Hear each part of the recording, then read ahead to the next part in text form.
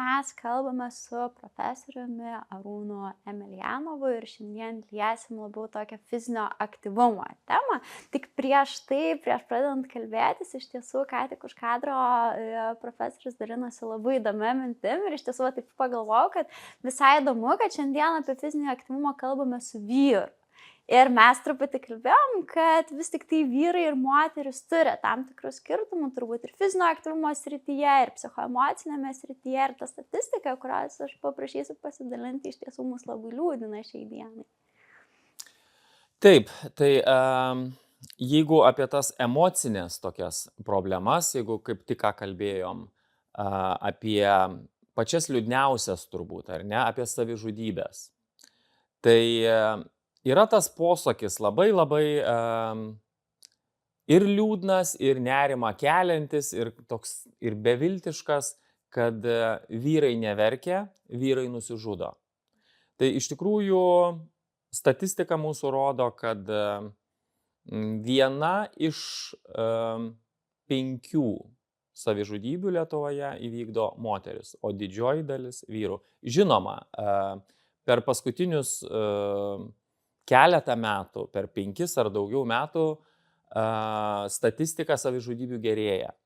Tai vien per kelis metus 2 sumažėjo, pagerėjo. Tai reiškia, veikia tos ir programos, ir linijos įvairios, tai tikrai jas reikia ir remti, ir palaikyti. Bet greičiausiai tai susijęs vis dėlto su vaikyste. Nes kas yra sakoma vaikams, berniukams, tu neverk, tu nežliumk, tu būk vyras, tu kentiek.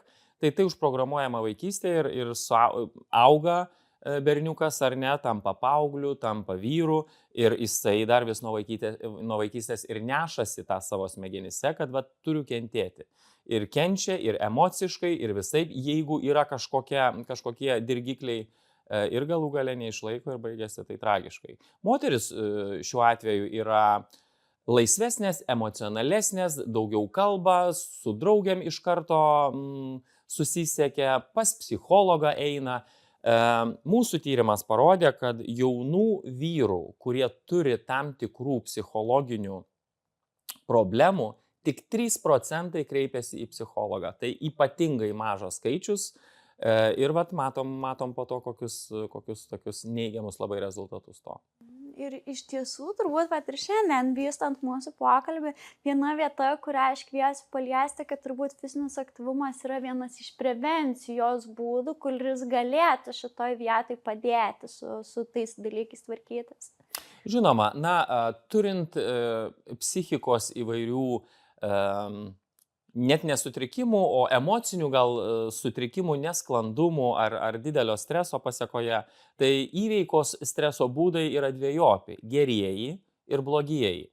Tai blogieji, žinoma, alkoholis, narkotikai, kitos priklausomybės, lošimai, persivalgymas gal net, o gerieji ir yra pokalbis, turėjimas žmonių aplinkui, ėjimas pas psichologą ar pas psichiatrą, jeigu reikia, ir žinoma, kad fizinis aktyvumas, nes fizinis aktyvumas, tu pabėgioji, pasportuoji, endorfinai susidaro, šiek tiek nusiramina organizmas, tai veikia ir vien momentiškai labai staigiai, šiek tiek problemos neišspręsia, aišku, fizinio aktyvumu tik tai, bet bent jau nuotaika pagerėja, o ilgainiui tai gali tapti puikiausia prevencinė priemonė streso nebuvimui arba mažesniam jo buvimui.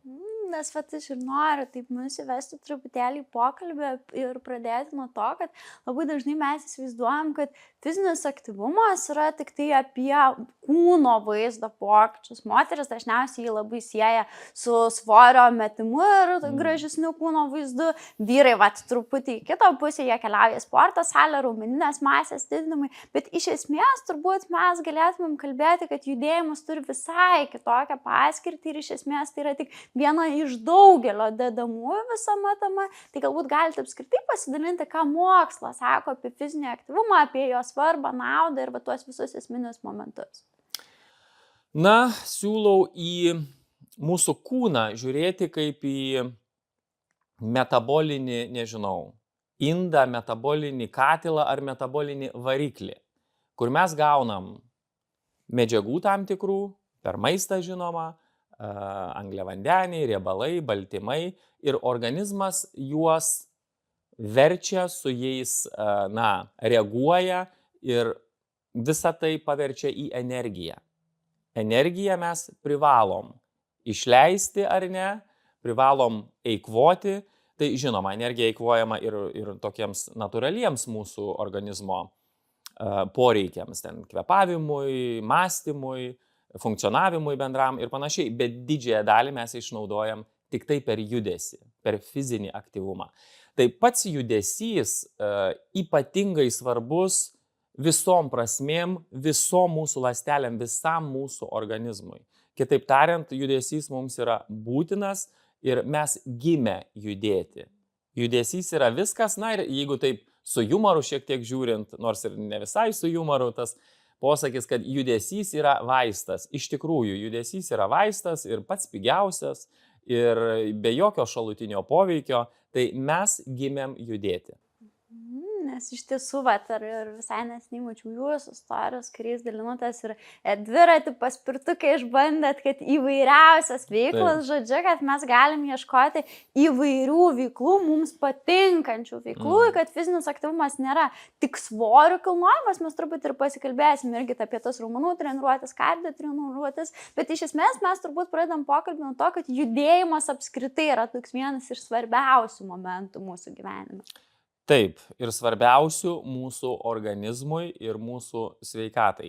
Kaip minėjo, tos skirtingos veiklos, čia šiais laikais iš vis jų antiek daug yra ir žmonės vis dar sako, nerandu, neįdomu, kaip gali tai būti. Vis tiek reikia su savim šiek tiek padirbėti, kad žinant tą faktą, kad judesys mums yra būtinas, tikrai galima rasti savo ne tik naudingų, bet savo patinkančių, kad tai netaptų kažkokia prievolė, turiu eiti per prievartą, dar kažką,